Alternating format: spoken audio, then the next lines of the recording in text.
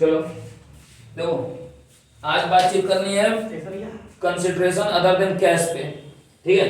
मगर consideration other than cash जिसका board में वेटेज है 4 मार्क्स का, मिनिमम ऑफ 4 मार्क्स का है, उसके पहले एक जरूरी चीज जो छूट रही थी कल, यूज ऑफ कैश बुक। क्योंकि बोर्ड्स में आजकल 6 नंबर वाले क्वेश्चन में जो सबसे बड़ा क्वेश्चन है शेयर चैप्टर का, उसमें कैश बुक को बनाने को दे देता है। कैश बुक का यूज में हमको करना क्या है, ये अगर इस तरह का क्वेश्चन आ रहा है तो ये इजी है, कैश बुक बना लेना क्वाइट इजी है एंट्रीज पास करने से। बस दो चीजें ध्यान में रखनी है कि दो तरह की एंट्री बनती है, एक हर जगह ड्यू की एंट्री बनती है और एक हर जगह किसकी बनती है, रिसीव की। आपको सर जर्नल एंट्री सिर्फ ड्यू की बनानी है, लिखा हुआ है ना journals only of entry of due, सिर्फ ड्यू की एंट्री के लिए जर्नल बनाने हैं। और रिसीविंग की एंट्री के लिए क्या बनाना है सर, रिसीप्ट की एंट्री के लिए क्या बनाना है, कैश बुक। अब एप्लीकेशन जब आप रिसीव करते हैं तो एंट्री क्या बनाते हैं, bank account debit to share application, तो आप यहां पे लिखेंगे टू शेयर एप्लीकेशन, ठीक है। ये मान लो कैश बुक का फॉर्मेट है। अब अगर पैसा रिफंड होता है तो रिफंड एप्लीकेशन के ड्यू में होता है, ठीक है। तो रिफंड वाला पैसा आप कहां लिखेंगे, क्रेडिट साइड में, बाई, अगर रिफंड हो रहा है तो बाई शेयर एप्लीकेशन, ये रिफंड वाला पैसा है, ठीक। अलॉटमेंट पहले ड्यू होगा तो अलॉटमेंट के ड्यू की एंट्री क्या बनेगी, share allotment debit to share capital, अगर प्रीमियम पे है तो टू सिक्योरिटीज प्रीमियम भी बन जाएगा। और रिसीविंग की एंट्री क्या बनेगी, bank account debit to share allotment, तो आप बना लेंगे सर टू शेयर अलॉटमेंट। फिर कॉल्स पे भी जो रिसीव कर रहे हो तो ड्यू की एंट्री तो तुमको जर्नल्स में बनानी है, और कॉल्स की रिसीविंग की एंट्री टू शेयर, जो भी कॉल है, फर्स्ट कॉल है, सेकंड कॉल है, सेकंड एंड फाइनल कॉल है, जो भी है वो आप कर लेंगे। अच्छा, फॉर फीचर की एंट्री कैश बुक में जाएगी कि नहीं जाएगी, नहीं जाएगी सर, क्योंकि फॉर फीचर की एंट्री में कहीं बैंक का जिक्र नहीं होता है। फॉर फीचर की एंट्री में अभी हम पढ़ने वाले हैं, देखना भी कहीं नहीं, जिस एंट्री में बैंक आया है चाहे डेबिट चाहे क्रेडिट, ध्यान से सुन लो, उस एंट्री का वो पर्टिकुलर पार्ट कैश बुक में जाएगा, और जिस एंट्री में डेबिट या क्रेडिट कहीं भी बैंक का जिक्र नहीं है वो एंट्री जर्नल्स में बनाई जाएगी, ठीक। इतनी बात दिमाग में बैठा है रखो। अब रीइशू की एंट्री वो आपकी बनेगी सर, रीइशू की एंट्री क्या बनती है, बैंक अकाउंट डेबिट, अगर रीइशू पार पे हुआ है तो bank account debit to share application, अगर प्रीमियम पे हुआ है तो bank account debit to share application to securities premium. तो जो रिसीविंग की एंट्री है, अगर जैसे अलॉटमेंट के बाद प्रीमियम है तो प्रीमियम भी आप डाल देना, तो टू शेयर कैपिटल, और अगर प्रीमियम भी है तो टू सिक्योरिटीज प्रीमियम, ठीक। यानी कि पहली जो है टू लिखा हुआ है वो किस चीज की एंट्री है, वो एप्लीकेशन रिसीव करने की है, दूसरी अलॉटमेंट रिसीव करने की है। अगर अलॉटमेंट में साथ में प्रीमियम भी होगा तो आप यहाँ पे टू बीच में, यहाँ पे टू सिक्योरिटीज प्रीमियम भी आप बढ़ा लेते हैं। थर्ड एंट्री किसकी है, कॉल की है। फोर्थ और फिफ्थ एंट्री किसकी है, रीइशू की है। बात यहाँ खत्म नहीं होती है, फिर आप डेबिट का पूरा फिगर जोड़ोगे, जैसे डेबिट में जो भी फिगर्स लिखे गए हैं आप डेबिट का सारा फिगर जोड़ोगे, क्रेडिट में बस एक ही फिगर है, डेबिट और क्रेडिट का डिफरेंस निकालोगे टोटल करके। अब मान लो डेबिट का टोटल आ रहा है 15 लाख और क्रेडिट में बस एक ही है, और क्रेडिट का जो फिगर है वो है 1 लाख, तो डिफरेंस कितने का है, 14 लाख। वो 14 लाख आप कहाँ डालेंगे सर, क्रेडिट साइड में, और क्या लिखेंगे, बाई बैलेंस सीडी या बीडी, कैरिड डाउन सीडी, और सीडी लिखने के बाद कैरिड डाउन लिखने के बाद next side, next opposite side, जैसे क्रेडिट में लिखा है तो डेबिट में सेम फिगर आप लिख देंगे to balance BD brought down 14 lakh. फिर पूरा यहां से लेके यहां तक एक लाइन क्लोज कर दोगे, कैश बुक बन गया, और सिर्फ ड्यू की एंट्री तुमने अलग से नॉर्मल उसमें की है अपने पेपर पे। फंडा क्लियर सर कैश बुक का। अब आगे की जो जरूरी चीज पढ़नी है वो पढ़नी है कंसिडरेशन अदर देन कैश, वो शेयर्स के लिए भी है और वो डिबेंचर्स के लिए भी है। जो शेयर वाला फंडा रहेगा सेम वही डिबेंचर वाला भी रहेगा, ये नोट कर लो, फिर उसको हम पढ़ते हैं।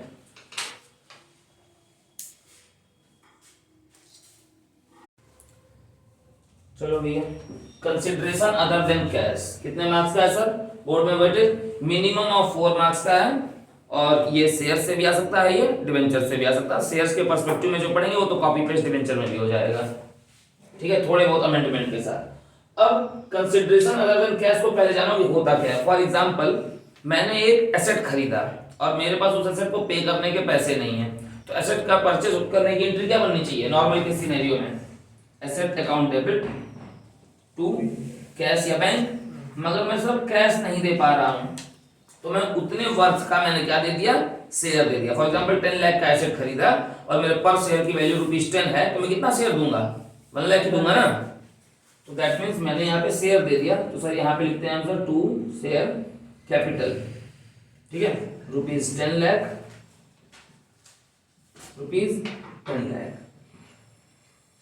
अब इसमें यही है कि आपको कई चीजों को ध्यान देना पड़ता है, जो छोटी छोटी चीजें हैं। सबसे पहले number of shares to be issued to the vendor, vendor को आप कितने शेयर्स इशू करने जा रहे हैं। अभी मैंने क्या बताया, अब उसका फॉर्मूला क्या है, नेट पेएबल अमाउंट कितना है 10 लाख, नेट पेएबल अमाउंट कितना है सर 10 लाख, 10 लाख देना है ना उस एसेट के बदले, और डिवाइडेड बाय, ये बहुत ध्यान देने की चीज है, सबसे important, divided by issue price of share. इसको 10 लाख नहीं करते, इसको 12 लाख कर लेते हैं, ठीक है, एग्जांपल अच्छे से सेट हो जाएगा हमारा।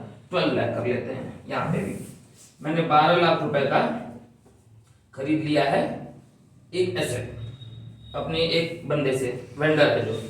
अब अगर इशू प्राइस ऑफ शेयर जो है वो ₹10 है, पार पे ₹10 है, मतलब पार पे इशू हो रहा है। तो अगर पार पे शेयर्स इशू हो रहे हैं, तो मैंने नंबर ऑफ शेयर्स कितने इशू किए उनको, 1,20,000 शेयर्स, ठीक है।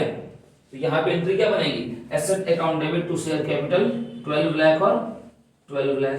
फंडा क्लियर सर, ये पार की एंट्री बन गई। ये एंट्री किस चीज की बन गई, पार की, ठीक। अब अगर मैं शेयर जो है वो 12 लाख रुपए का मैंने एसेट खरीदा है, उसके बदले मुझे शेयर इशू करने हैं, मगर शेयर मैं प्रीमियम पे इशू कर रहा हूं, ठीक है, शेयर की वैल्यू ₹10 ही है और मैं ₹2 प्रीमियम दे रहा हूं, तो इशू प्राइस ऑफ शेयर क्या हो गया, यहाँ पे इस फॉर्मूले क्या हो, इशू प्राइस ऑफ शेयर क्या हो गया, दैट मींस यहाँ पे आप क्या लिख देंगे 12, तो ये फिगर क्या हो जाएगा 1 लाख हो जाएगा। दैट मींस कि मैंने उसको शेयर कितने इशू किए, 1 लाख। शेयर कैपिटल में कितना जाएगा, 1 lakh share, 1 lakh shares multiplied by ₹10 जाएगा ना, दैट मींस शेयर कैपिटल में चला जाएगा 10 लाख, और ₹2 एक्स्ट्रा मैं किस चीज का ले रहा हूं, पर शेयर, प्रीमियम का। तो यहाँ पे होगा सर टू सिक्योरिटीज प्रीमियम, कितना 2 लाख। फंडा क्लियर हुआ सर, तब ये एंट्री किस चीज की बन जाएगी, तब ये प्रीमियम की बन जाएगी। तो सबसे बड़ी जो चीज है जहां पे हम मिस्टेक करते हैं, वो नंबर ऑफ इशूड शेयर्स, कितने शेयर या कितने डिवेंचर निकालने हैं इसमें, इसका फॉर्मूला ये याद रख लो, उस पार्टी को नेट कितना देना है डिवाइडेड बाय शेयर कितने में इशू हुआ, पार पे हुआ फेस वैल्यू, प्रीमियम पे हुआ तो बढ़ा के।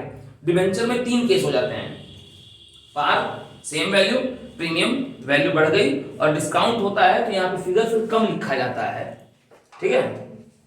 अब उसके बाद अगर जो आपका नेट पेएबल अमाउंट है उस पे हम आ जाते हैं। अगर आपका जो नेट पेएबल अमाउंट है वो कम है नेट पेड अमाउंट से, इसमें 2 केस मैंने बनाए हुए हैं, ठीक sir, if net payable amount is less than net paid amount, या if net payable amount is greater than net paid amount. इसका मतलब क्या है, इस पहले वर्ड की मीनिंग बात कर लो। इस वर्ड की मीनिंग ये है कि फॉर एग्जांपल मैंने एक रनिंग बिजनेस, सिर्फ एसेट खरीदा तो ये इजी सी बात थी, मैंने आपसे आपका एक रनिंग बिजनेस खरीद लिया। रनिंग बिजनेस मतलब आपका पूरा का पूरा बिजनेस ही मैंने खरीद लिया, जिस बिजनेस में जो आपके एसेट्स थे, सन्ड्री एसेट्स जो आपके थे, वो टोटल कितने के थे, वो आपके मान लेता हूं कि 23 लाख के थे, ठीक। और आपकी जो एक्सटर्नल लायबिलिटीज थी, आपकी जो एक्सटर्नल लायबिलिटीज थी उस बिजनेस, भाई अगर बिजनेस खरीदोगे तो एसेट लायबिलिटी को ना खरीदोगे, तो जो आपकी एक्सटर्नल लायबिलिटीज थी वो आप ले लीजिए सर 7 लाख की, या 8 ले लेते हैं, 8 लाख ले लेते हैं, ठीक है। तो मुझको ये बताओ कि मुझे तुमको कितना दे, मैंने तुम्हारा पूरा बिजनेस टेक ओवर कर लिया, तुम्हारे बिजनेस में एसेट्स टोटल थे 23 लाख के, लायबिलिटीज टोटल थी 8 लाख की, ठीक। तो मुझे नेट तुमको कितना पे करना है, नेट पेएबल अमाउंट कितना है, पक्का नेट पेएबल कैसे निकालोगे, 23 - 8 सर, दैट इज ₹15 लाख। मुझे तुमको देना कितना चाहिए था, इसमें 3 केस बनेंगे सर। अगर 15 का पूरा 15 दे दिया तो कोई बात नहीं, हिसाब बराबर। 15 का अगर मैंने पूरा 15 दे दिया तो कोई बात नहीं, मगर कभी कभी हम 15 से कम देते हैं या ज्यादा देते हैं। तो अगर पेएबल अमाउंट जो है वो पेड अमाउंट से कम हो गया, दैट मींस मुझे देना कितना था 15 लाख और मैंने आपको दे कितना दिया है सर 17 लाख, तो मैंने ज्यादा दिया है ना, ज्यादा दिया है कि कम दिया है, ज्यादा दिया है। कितना ज्यादा दिया है सर 2 लाख प्लस 2 लाख। तो जब मैं ज्यादा दूंगा तो कौन सा अकाउंट रेज होगा सर, एक्स्ट्रा देने पे। देना चाहिए था तुमको 15 और मैंने तुमको देने का प्रॉमिस किया है 17, दैट मींस जो 2 लाख रुपए एक्स्ट्रा दिए वो डिफरेंस निकालना पड़ेगा। जो 2 लाख रुपए एक्स्ट्रा दिए हैं वो तुमको तुम्हारे गुडविल का दिए हैं। तो आपको सर अमाउंट कौन सा अकाउंट खुलेगा, गुडविल अकाउंट। तो गुडविल किस साइड लिखा जाता है, जर्नल एंट्री बनाते समय डेबिट की क्रेडिट, डेबिट साइड लिखा है सर। अब मान लो कि आपको देना कितना चाहिए था 15 लाख, मगर मैंने आपको दिया है सर 14 लाख। तुम्हारे बिजनेस की नेट वर्थ आ रही थी 15, सारा सामान खरीदने में 15 लाख मैंने चुकाना चाहिए था, मगर मैं तुमको 14 लाख रुपए ही दे रहा हूं, 14 लाख दे रहा हूं, ठीक।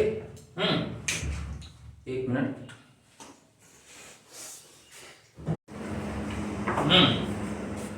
तो हम बातचीत कर रहे थे कि गुडविल वाला खत्म हो गया था ना, इस पे देखो। तो नेट पेएबल अगर 15 लाख है, मतलब मुझे तुम्हें तुम्हारा बिजनेस का टेक ओवर किया तो 23 लाख के एसेट लिया, 8 लाख की लायबिलिटी, तो मुझे तुमको कितना चुकाना था 15। अब अगर 15 के बदले 15 चुका रहे थे, बात खत्म थी। 17 चुका रहे थे तो 2 लाख ज्यादा चुकाए, वो गुडविल का चुका है तो गुडविल अकाउंट डेबिट हो जाएगा।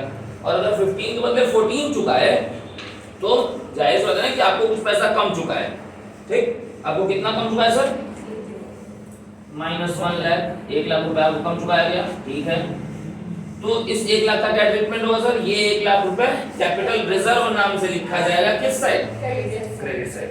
फंडा क्लियर सर, इतना नोट करो। फिर ये भी मिटा के इसकी एंट्री मैं बताऊंगा कि ऐसे केस में रनिंग बिजनेस की जर्नल एंट्रीज क्या बनती हैं।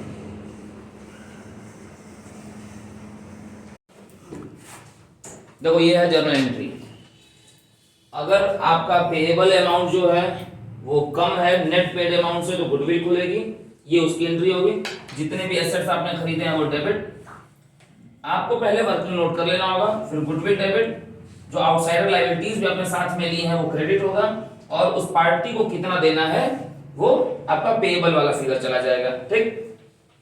अगर सेकंड वाला केस है तो ये एंट्री बनेगी, दैट मींस ये जो फर्स्ट एंट्री है ये किस केस की है, फर्स्ट वाले केस की है, और सेकंड वाली एंट्री किसकी है, सेकंड केस की है। दोनों केस एक साथ हो नहीं सकते, ठीक है। Sundry assets debit to outsider liability to vendor to capital reserve. अच्छा, अब जब पेमेंट करने आओगे तो पेमेंट के 2 मेथड हो सकते हैं, या तो पार पे शेयर इशू हुआ हो या तो प्रीमियम पे डिस्काउंट होगा तो डिबेंचर में आ जाएगा ये वर्ड।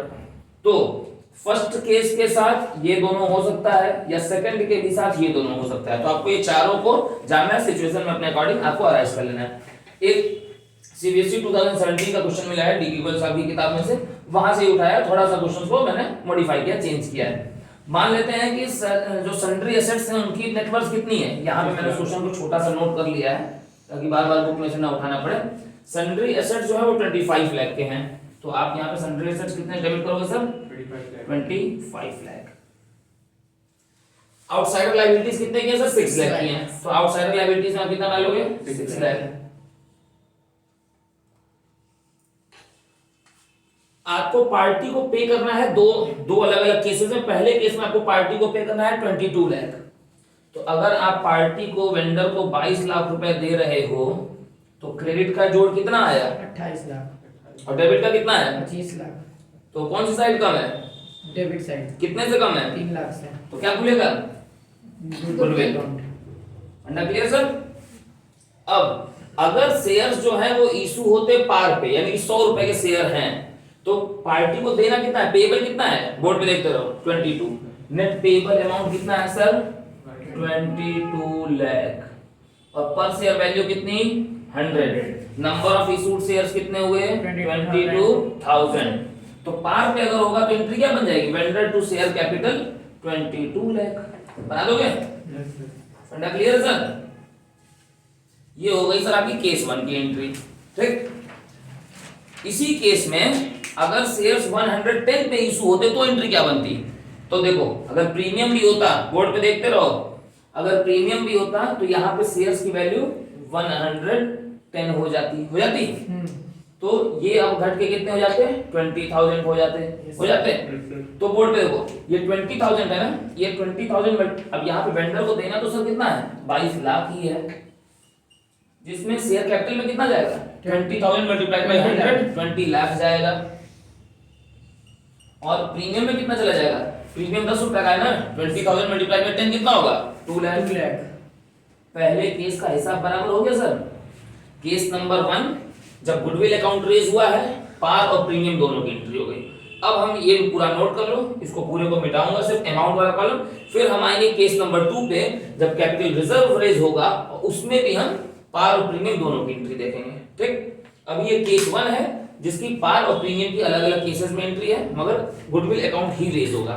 केस 2 में हम आएंगे तो गुडविल नहीं रेज होगा, फिर कैपिटल रिजर्व रेज होगा, उसका क्वेश्चन फिर बदलूंगा यहाँ पे ओरली बोल के, और फिर हम उसकी एंट्री बनाएंगे। नोट कर लो इसको। देखो नेट पेएबल अमाउंट अब ज्यादा हो जाएगा नेट पेड अमाउंट से, तो कैपिटल रिजर्व खुलेगा, उसका सिचुएशन मान लो कि सन्ड्री एसेट्स वही 25 लाख के हैं, तो सन्ड्री एसेट्स कितने से डेबिट होगा sir, 25 lakh. Outsider liability sir आपके 6 लाख की है, तो 2 आउटसाइडर लायबिलिटीज 6 लाख। ठीक, मगर आपको पे करना है 18 लाख, मतलब वेंडर कितने से जा रहा है, ओनली 18। कौन सी साइड ज्यादा है सर, डेबिट साइड जो है वो 25 है, क्रेडिट जो है वो 24 है, क्रेडिट साइड कम है। ठीक है, डेबिट ज्यादा है, दैट मींस क्रेडिट कम है। कितने से कम है सर, 1 लाख से। तो क्रेडिट साइड में डिफरेंस फिगर किस नाम से खुलेगा सर, कैपिटल रिजर्व। यही बस कर देख लेना है करके। अब ऐसे केस में भी अगर शेयर जो है वो आपके, मतलब वेंडर को पे कितना करना है, 18 ही पे करना है ना। अब अगर पार पे करना होगा तो यहाँ पे क्या होगा, यहाँ पे 18 लाख डिवाइडेड बाई 100 करोगे तो आएगा 18,000। पार पे करना होगा तो सेम वही फिगर आपको उठा के लिख देना है, कोई दिमाग नहीं लगाना है, 18 लाख। मगर मान लो कि अगर प्रीमियम होता 50 रुपीज का, प्रीमियम 50 रुपए का होता तो इशू प्राइस ऑफ शेयर्स क्या हो जाते, तब इशू प्राइस ऑफ शेयर्स 150 हो जाते हैं। हाँ, तो 18 लाख डिवाइडेड बाय 150 करो कितना आएगा, 12,000 के नंबर ऑफ इशूड शेयर्स कितने हो जाते हैं, 12,000 हो जाते हैं। तो वेंडर तो डेबिट होगा 18 लाख से विद नो डाउट, वेंडर भैया जितने से क्रेडिट हुआ है इस वाली एंट्री में उतने ही से यहाँ डेबिट होगा। मगर शेयर कैपिटल में कितना जाएगा, 12,000 शेयर्स के अकॉर्डिंग 100 रुपीज के अकॉर्डिंग 12 लाख जाएगा। और प्रीमियम में कितना जाएगा, 12,000 शेयर्स के अकॉर्डिंग 50 रुपीज के अकॉर्डिंग मल्टीप्लाई करोगे ना, प्रीमियम का पैसा 50 है तो 12,000 multiplied by 100 that is rupees 12 lakh share capital में जाएगा, और 12,000 multiplied by 50 that is rupees 6 lakh इसमें आएगा, सिक्योरिटीज प्रीमियम में जाएगा। प्रीमियम में कितना जाएगा सर आपका, 6 लाख। हिसाब बराबर सर, यस सर। फंडा क्लियर हो गया। यही है consideration other than cash 4 marks में। जितने मल्टीपल पॉसिबल केसेस थे वो हमने सारे पढ़ लिए, मैं हट जा रहा हूँ, बोर्ड से इसको आराम से उतार लो। आपको बस 3 बातें ध्यान देनी है जो तीनों बोर्ड पे लिखी हुई है। Number of shares to be issued वो निकलना है आपका सर नेट पेएबल अमाउंट से। नेट पेएबल अमाउंट कैसे निकाला जाता है, टोटल एसेट्स कितने के खरीदे माइनस लायबिलिटीज। अब वो फिगर हमारा आ रहा था यहाँ पे 25 माइनस 6 19 लाख का। अब यहाँ पे देखो 2 केसेस हमने जब पढ़े थे, यहाँ से मिटा दिया हूँ, तो एक्चुअल में 19 लाख ही पे करना था ना। कैसे, 25 लाख का एसेट खरीदा था, 6 लाख की लायबिलिटी, एक्चुअल पेमेंट 19 लाख की थी। मगर 19 लाख के बदले केस नंबर 1 में कितना पे किया था तुमने, केस नंबर 1 में, हाँ केस नंबर 1 में आपने 19 लाख के बदले 22 लाख पे किया था। Yes sir. और केस नंबर 2 में 18 लाख पे किया था। तो जब ज्यादा पे करोगे तो 3 लाख रुपए एक्स्ट्रा पे करोगे, किस चीज का कर रहे हो, गुडविल का। और कम पे करोगे तो 1 लाख रुपए जो बचा रहे हो किस चीज का बचा रहे हो, कैपिटल रिजर्व का। ये कैपिटल गेन है, फायदा है। बस ये कैलकुलेशन पहले ही कर लेना है, फिर ये एंट्री चाहे केस 2 की एंट्री हो चाहे केस 1 की जो मिटा दी है वो एंट्री हो, पहले ये कैलकुलेशन कर लो कि गुडविल खुलेगा कि कैपिटल रिजर्व खुलेगा। फिर तब पहली एंट्री बनेगी। फिर उसके बाद दूसरा पेमेंट किस पे है, पार पे है कि प्रीमियम पे, उसके अकॉर्डिंग ये वाली में से कोई एक एंट्री बनेगी। फंडा क्लियर सर? तो पहले आपको क्या करना होगा, इसमें वर्किंग नोट करके ये निकाल लेना होगा कि आप एक्चुअल बन कितना रहा है, इसको बोलते हैं नेट वर्थ, और ये जो 22 या 18 पे कर रहे हो इसको बोलते हैं पेबल्स। ठीक है, या इसको बोल दो कि नेट पेमेंट मेड, इसको कह लो, इसको लिख लो नेट पेमेंट जो 22 या 18 पे की हो वो होती है सर आपकी नेट पेमेंट मेड। चुकाना था 19, 22 चुका है तो भी दिक्कत, एक नया अकाउंट खुलेगा, 18 चुका है तो भी दिक्कत, एक नया अकाउंट खुलेगा। तो ये डिफरेंस निकाल के वर्किंग नोट आपको कंसीडर कर लेना है, फिर आगे की बात होगी। ठीक है, तो consideration other than cash 4 number का ये भी हमारा कंप्लीट हो गया है। अब हमारे पास पढ़ने के लिए 6 नंबर का एक बड़ा क्वेश्चन बाकी है, वो क्या है, forfeiture and reissue of shares and amount transfer to capital reserve. ठीक, ये हम नेक्स्ट वर्किंग डे में पढ़ेंगे।